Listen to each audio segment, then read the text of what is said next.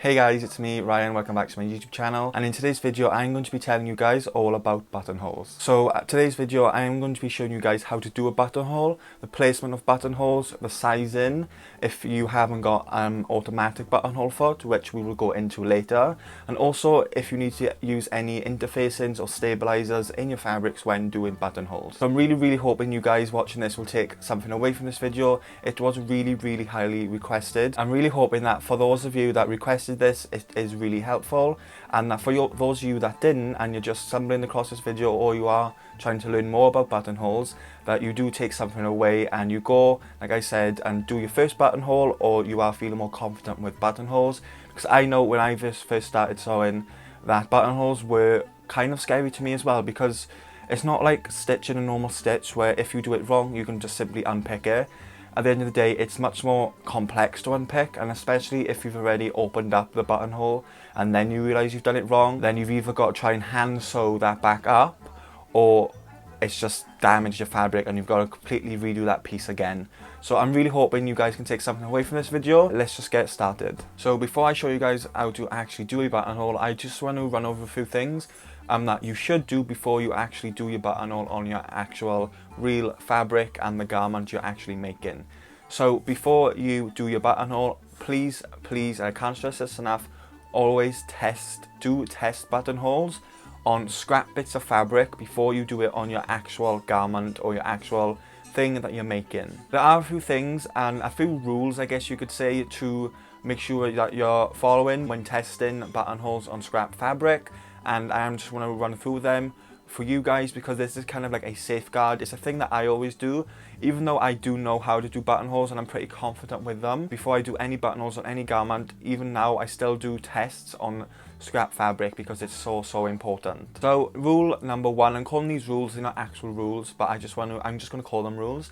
Rule number one, when doing test buttonholes on scrap fabric, do those test buttonholes on the same fabric that you're actually using. So they could be just offcuts from when you've cut your pattern pieces. Please be sure to use the same fabric, because you will then get the same result on your actual garment, or I assume you're making a garment, on your garment when doing the actual buttonhole. Because if you use a completely different fabric and then go on to your garment, let's say, then the results are going to be different because it's a different fabric. All fabrics react differently. That's how, just like you need to change your needle when sewing different fabrics, you do need, when testing buttonholes, do it on the same fabric because it will react different, if that makes sense. So that is rule number one. Please always use the same fabric and interfacing, which we'll get onto next. Same fabric and interfacing when doing test buttonholes. That is super important. The next rule and guideline I want to tell you guys is to sew more than like one example of buttonholes on your test fabric. Simply because the first one you might do, you might not like, you could adjust your machine and then sew it again, and just keep trying until you get the result you want. But please be sure to sew the more than one sample, because at least three is that like magic number, just to make sure. Never do just one, because it still could react differently on your actual garment, just in case you change something you don't realize. So always test it more than once, just to make sure that you're happy with it. Also, like I said, from everything that I've learned, please be sure to sew when you're doing test buttonholes. Sew the same number of layers when you're doing tests of the same fabric that you would on your actual garment. So let's say you're doing a button, like a facing, like a placket facing. I think that's what it's called, or just like on a shirt. Say now you're doing the facing. That is normally about 3, maybe even 4 layers, including interfacing. So when you're testing these buttonholes on your test fabric, again, make sure it's the same fabric. It could be offcuts of scraps. Fold it twice or 3 times, and even add interfacing to it, so it's basically the exact same, like kind of just like a mock-up of what you're actually going to sew on your actual garment, because you want to make sure that you're going to get the same result when you're happy with it. You're going to make sure you're going to get the same result on your actual garment that you're getting on your test piece when you're finally happy with that. I can't stress how important that is, because like I said, if you do test pieces and they're different and you're happy with it, but then you go into your actual garment that has an extra layer and interfacing, it might come out different. I'd say from my experience, it's likely it won't, but that risk is always there. So please be sure to make sure you're testing on the same number of layers. If it includes interfacing, add interfacing to that testing. It is so important. And also guys, I just want to say as well, be sure, this is a basic rule for any sewing, but make sure that you've got the correct needle in your machine. If you're, it's typically cotton, or it could even be jersey, maybe, it depends what you're making. If you're just experimenting, make sure you got the correct needle and the correct size in your machine, because if you don't, then it's not going to come out as good. You may have skip stitches, which is likely. It may be gappy, the buttonhole, like it might not come out as smooth and as like filled in, if that makes sense. You guys will understand that more when I show you later. But yeah, please be sure you've got the correct needle in, because that is very important also. So they're like, I think it's like the 4th or 5th kind of rule that I want to share with you guys, is when doing tests, be sure to use do a test size of the same size button that you're actually going to use on your garment.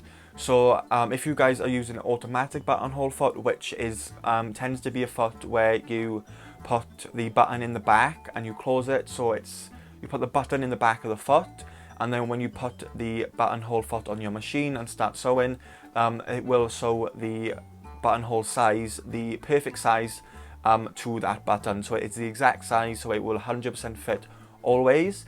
So make sure you're doing that. If you're doing on test fabric, testing on test fabrics, be sure to use the same button in the buttonhole foot if you're using automatic, so it is the same size as it's going to be on your final garment. But if you're not using an automatic buttonhole foot, if you're doing it manually, like my machine isn't computerized, it's mechanical, so I don't have an automatic buttonhole foot. I can't put the button in the back of the foot, so I've either got to eye it, or I've got to, with tailor's chalk, I've got to actually draw the same size like line on the pattern piece, which is going to be the size of the button. So on pattern pieces, if you have a if you're doing a commercial pattern, you will always have a pattern piece for buttonhole placement, and those lines, like, it's just like a line showing you the size of the buttonhole. If you don't have an automatic buttonhole foot, please be sure to measure that line and draw the exact same size on your test fabric as you would on your actual garment. If you're not doing automatic buttonhole, if your buttonhole machine is kind of mechanical like mine back there, what I do is I measure my button, like, so that your button's round, just measure it out like wide it is, and then I always add 1/4 of an inch onto that, simply because you're gonna want space for your button to go in and out without it being too like without it being too hard to push through. You don't want to force the button through the hole, because it could actually make the hole wider and kind of ruin and fray the fabric, which looks awful. So now I've covered some things that you guys should do before you do your buttonholes. Let's go to the sewing machine, and I'm going to show you guys how to actually do a buttonhole. So here we are at my sewing machine, and like I said earlier, nothing on my sewing machine is computerized. It is all mechanical, and I have a 4-step buttonhole foot, which typically they look like this. So this is what my 4-step buttonhole foot looks like. I've had to put my arm in front of the machine because it won't focus. It's really simple. It has some markings on it to line up if you need to, and you attach the presser foot here where my finger is. And yeah, this is what my 4-step buttonhole foot looks like. If you guys have, like I said, a computerized machine, you will most likely have a 1-step buttonhole foot, which is fully automatic, and it will actually measure the size of the buttonhole for you, like I said. But no, this is a very small foot because it is a 4-step, and this is what I'm going to be showing you guys how to use today.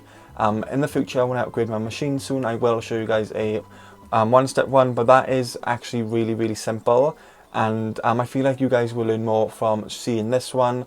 And it's mainly about the fabrics and testing anyway. So I'm just going to show you guys how to do a buttonhole. So now you're just going to want to take fabrics. So like I said earlier, you're going to want to get the same fabric that you're going to be using on your actual garment. You're going to want the same fabrics, the same amount of layers. If you have any stabilizer or interfacing on there, be sure to use that.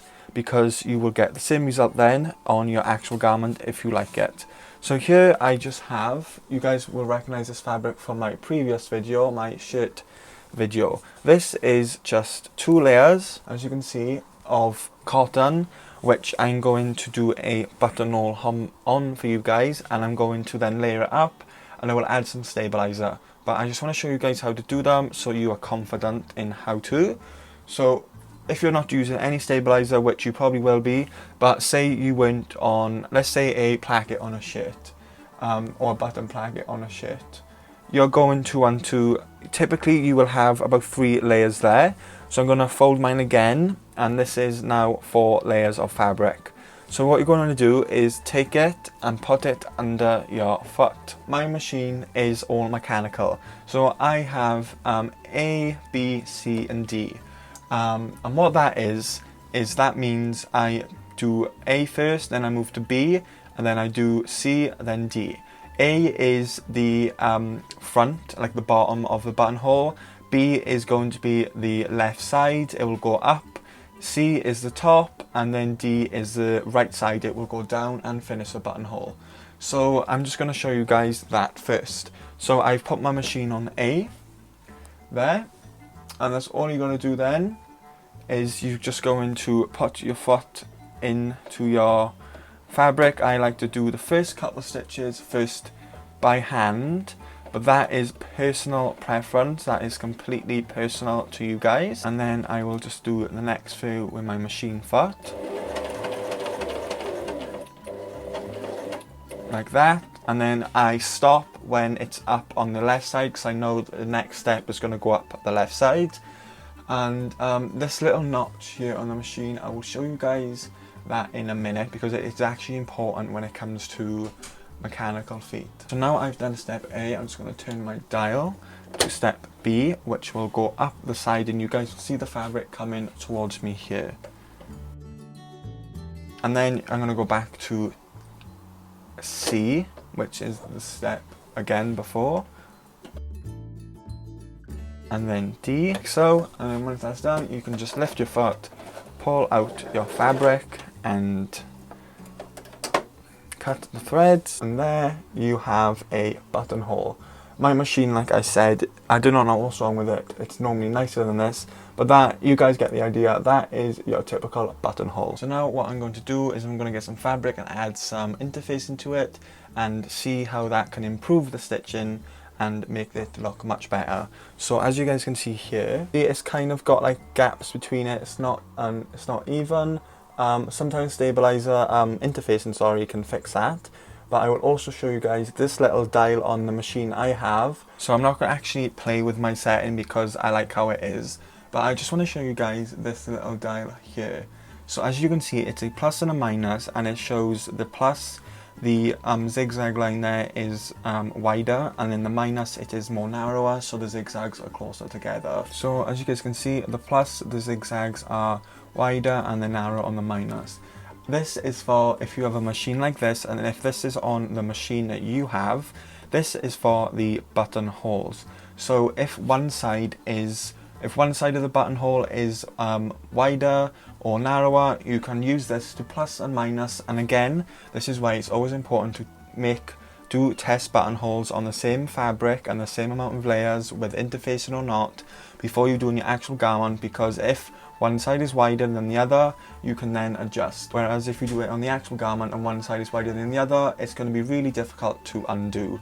So I'm just wanted to tell you guys about this little this little like setting, I guess, that you can play with. And again, when you're testing, play with this so you guys can see what works best for you and what you prefer the look of. So now what I've gone and done is kind of created, as you guys can see, hopefully, I've added some interfacing onto this side of fabric. This is just a light to medium weight cotton, and I've added interface in there so it's stiffer. And what I'm going to do then is just fold it over just like you would do, say, a placket or something like that, and then I'm going to fold it once more so it is triple layered, and that is typically the amount of layers you probably would have in a buttonhole. So that is 3 layers of cotton, including some lightweight interfacing. This cotton is the same weight as this, so you guys should hopefully see a difference. in the quality. So let's put this underneath the foot. And on this foot as well, guys, like earlier I showed you, it's got some red notches at the side. Those are for you to line up the size of the buttonhole. So let's start on this, and hopefully guys, you will be able to see a difference. Just going to put that down and my foot in, and I'm back on A. And now let's do a buttonhole. Again, 3 layers of cotton with some interfacing. If you guys, just want to say as well, if you guys are using fluffier fabrics, you can actually use stabilizer, and I recommend wash away stabilizer just to stabilize them that little bit more, because if they're fluffier or even knit, I'm not sure when you would do a buttonhole on knitted fabric, but if you did, I recommend using wash away stabilizer just to stabilize those fibers a little bit more.